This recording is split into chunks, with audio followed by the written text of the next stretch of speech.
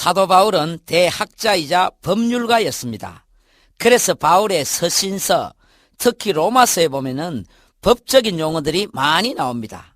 죄인이니, 칭의, 사형, 의롭다, 이런 용어들은 모두가 법적인 용어들입니다. 법이란 것은 냉정하고 정확합니다. 법에 한번 걸렸다 하면은 도무지 어쩔 수가 없는 것이 법입니다.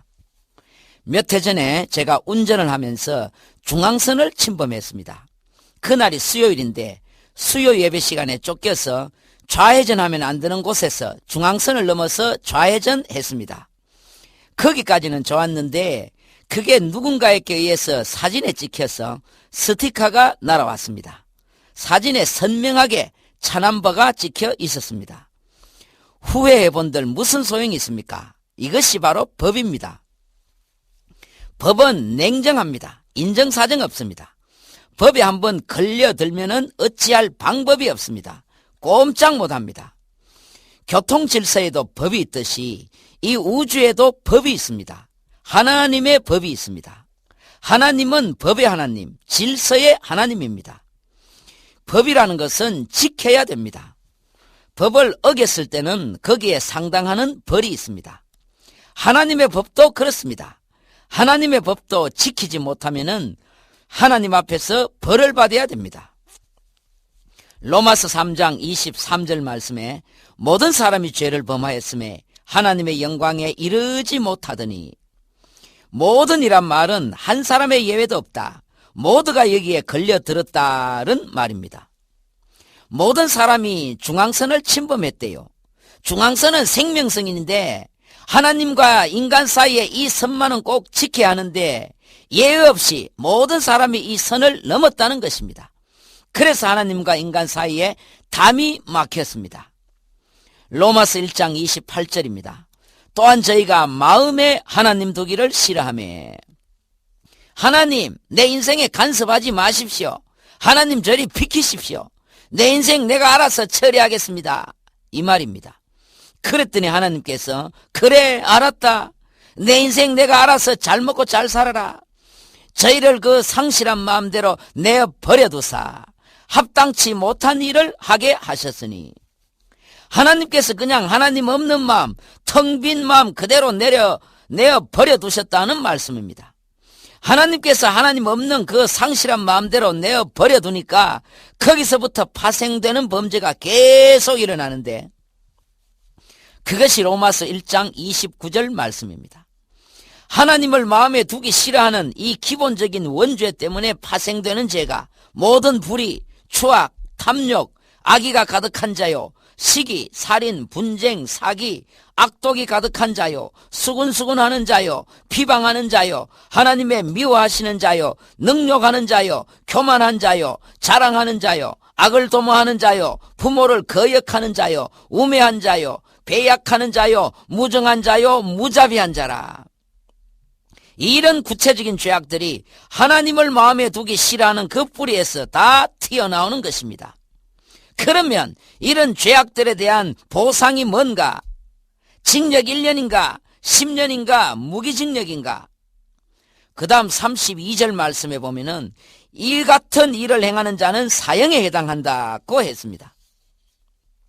모든 인간은 예외 없이 응행할 때에 마음에 하나님 두기를 싫어하는 그 못된 마음을 물려받고 나옵니다. 그래서 나도 모르게 나이가 먹음에 따라서 구체적인 죄악들을 저지르는 것입니다. 그런데 그게 바로 하나님 앞에 사형에 해당하는 죄입니다. 사형이란 극형입니다. 극형이란 영원히 없어지는 것입니다. 하나님은 사형에 해당하는 죄 지은 사람을 영원한 형벌의 장소로 보내버립니다. 그런데 모든 인간은 응행하고 태어날 때 벌써 하나님으로부터 사형 선고를 받고 태어납니다. 여기에는 예외가 없습니다. 모든 사람이 죄를 범하였음에, 모든 사람이 생명선인 중앙선을 침범하였음에 사형 선고가 이미 내려져 있습니다. 그런데 사형 선고하고 사형 집행하고는 다릅니다. 잘 들으십시오. 사형 선고하고 사형 집행하고 다른데 어떻게 다르냐 하면은, 사형 선고는 사형이라는 판결을 내리는 것이고, 사형 집행은 실제로 사형을 집행, 목숨을 끊는 것입니다. 요사이 우리나라에서는 워낙 끔찍한 범죄가 많이 일어나서 사형 집행을 아주 빨리 해버립니다. 치존파, 마카파 이런 흉악범들 사형 선고 내리고 나서 얼마 안 있어서 곧바로 집행을 했습니다. 그러나 원래는 그렇게 빨리 안 해요. 5년 뒤에 집행되는 사람도 있고 10년 뒤에 집행되는 사람도 있습니다. 또 어떤 사람은 사형 선고는 받았지만은 정상을 참작해서 교도소에 오래오래 있다가 죽기 전에 집행되는 사람도 있습니다. 하여간 사형 선고를 받은 자는 언젠가는 집행이 됩니다. 이것이 바로 법입니다. 자, 그런데 여러분들과 저를 포함한 모든 인생들은 재판장이신 하나님 앞에 다 죄인들입니다. 어떤 죄인이냐 하면 사형에 해당하는 죄인입니다. 이제는 집행만 남겨두고 있습니다. 선고를 받았으면 반드시 집행이 이루어지는 것이 법입니다. 그런데 이 하나님의 사형 집행에는 나이 순서가 없습니다. 먼저 태어나서 선고받았다고 해서 먼저 집행되는 것이 아닙니다. 또 집행 날짜가 제각기 다릅니다. 언제인지는 아무도 모릅니다. 집행 방법도 다릅니다. 어떤 사람은 나이 어린 유치원 때에 여름 수련회 갔다가 불이 나서 집행당할 수도 있고, 어떤 사람은 청소년 때 노래방에 갔다가 집행당할 수도 있고, 또 어떤 사람은 청년 때 해수욕 갔다가 집행당할 수도 있고, 교통사고로 집행당할 수도 있고, 암으로 중환자실에서 집행당할 수도 있고, 어떤 사람은 오래오래 살다가 늙어서 집행당할 수도 있습니다. 하여간 이 하나님의 집행에서 미꾸라지같이 빠져나갈 수는 없습니다. 모든 인간은 결국은 언젠가 어떤 방법으로든 사형 집행을 당합니다. 그럼 이 하나님의 사형이 집행되면 어떻게 되는가? 집행되는 그 순간에, 목숨이 딱 떨어지는 그 순간에 영원한 불못으로 떨어집니다.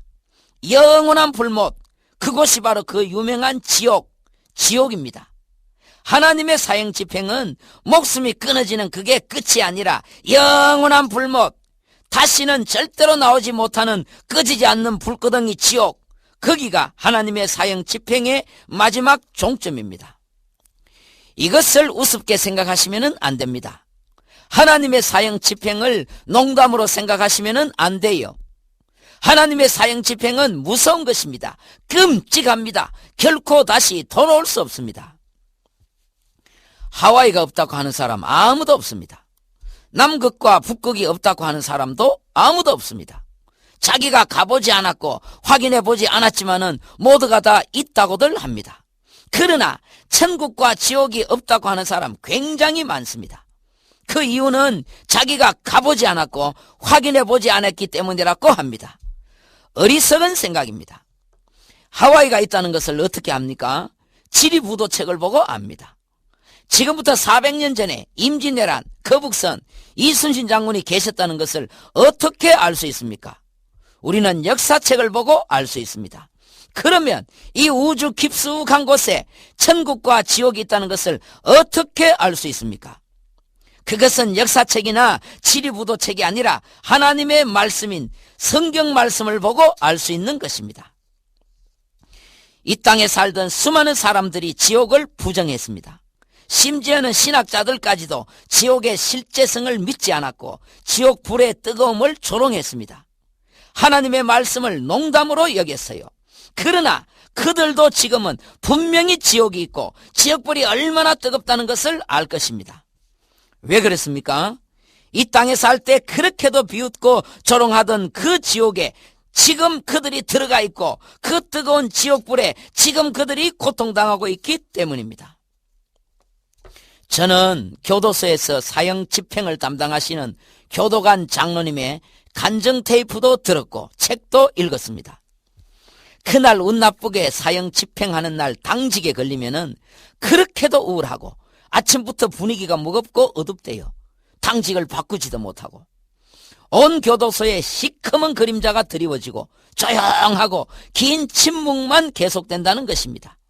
죽음이 이제 곧 치러올 것이니 그 분위기가 얼마나 무겁겠습니까? 육신의 사형 집행도 이렇게 무서운데 하나님이 시퍼런 칼을 뽑아 인생들을 죽이시는 영혼의 사형 집행이 얼마나 무섭겠습니까? 그래서 옛날에 조나단 에드워드나 조지 휘필드 같은 영적인 거목들이 지옥에 관해서 설교할 때는 그곳에 얼마나 무서움이 임했던지, 그날 밤에 성도들이 지옥으로 안 떨어지려고 의자를 꽉 붙들고 울부짖으며 몸부림쳤다고 합니다. 하나님 제발 나를 살려주십시오 하고는 고함 질렀다고 합니다. 만약에 우리가 교도소에서 사형을 집행하는 그 장면을 단 한 번이라도 경험했다면 평생 그 무섭고 공포스러운 그 모습을 영원히 잊지 못할 것입니다. 적어도 한두 달은 자다가도 놀라서 벌떡벌떡 일어날 것입니다. 실제로 교도관들도 그렇대요. 그날 그 시간이 들어온 것이 아니라 그 악몽이 언제까지 갈지 모른다는 것입니다. 그것이 너무 무섭대요. 그냥 조용히 사형 집행당하면 괜찮은데 자기 목을 매는 밧줄이 시야에 들어오면은 순간 얼굴이 새파랗게 질리면서 온몸이 돌같이 굳어지면서 발을 떼지를 못한대요.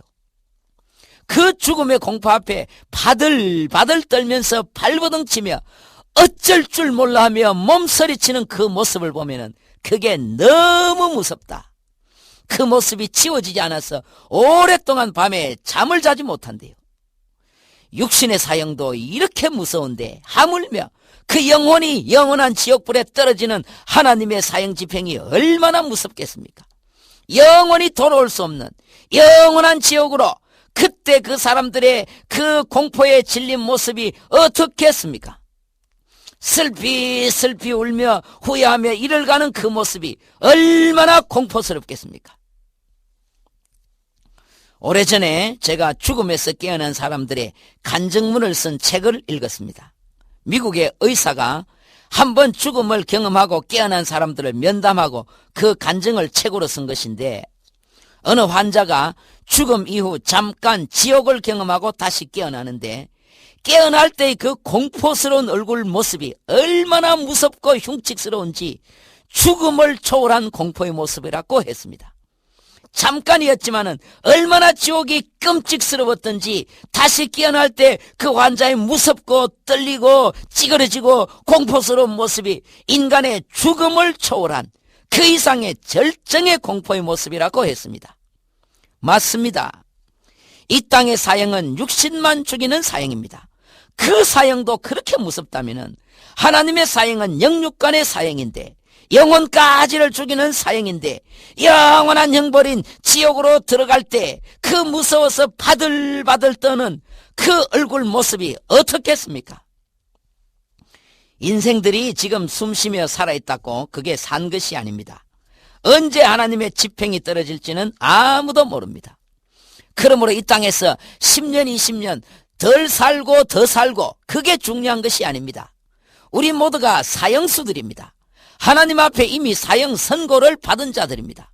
하나님이 오늘이라도 칼을 뽑아 드시면은 우리 모두는 그 순간에 끝나버립니다. 그러면 이 땅의 사형수에게는 희망이 없나? 없습니다. 그 사형을 면할 방법이 없나? 없습니다. 내가 할 수 있는 어떤 방법이 없나? 없습니다. 절망입니다. 끝장났습니다. 그러나 신랄 같은 희망이 하나 있습니다. 아주 가느다란 희망이 하나 있어요. 그것은 내가 뭐 어떻게 일을 벌리는 것이 아니고 대통령께서 일방적으로 나를 사면시켜주는 것입니다. 대통령께서 어떻게 날 기억하사 교도관에게 편지와 함께 사면장을 보내면 됩니다. 저 죄수 마땅히 사형 집행을 받아야 하지만은 사형 집행을 면제해 주길 바라오. 대통령 보냅니다. 그러면은 사형 선고는 받았지만은 집행이 면제됩니다. 이것이 사형수가 살아날 수 있는 신랄 같은 유일한 희망입니다. 그러나 옛날에 지존파에게도 마카파에게도 아무에게도 이 사면장이 날아오지 않았습니다. 그들이 얼마나 이 사면장을 기다렸겠습니까? 그러나 사형 당하는 그날 아침까지 사면장은 날아오지 않았습니다. 그래서 모두 사형 집행을 당한 것입니다. 자, 그렇다면 우리 모든 인생은 태어날 때부터 하나님으로부터 사형 선고를 받고 태어났는데 하나님은 어떻게 사형 집행을 면제하시고 구원의 길을 열어주셨나? 우리는 어떻게 면제받고 구원받을 수 있나? 이것은 내일 공부하도록 하십시다. 영적으로도 풍성한 열매를 맺으시기를 바라면서 은혜로운 날 되십시오.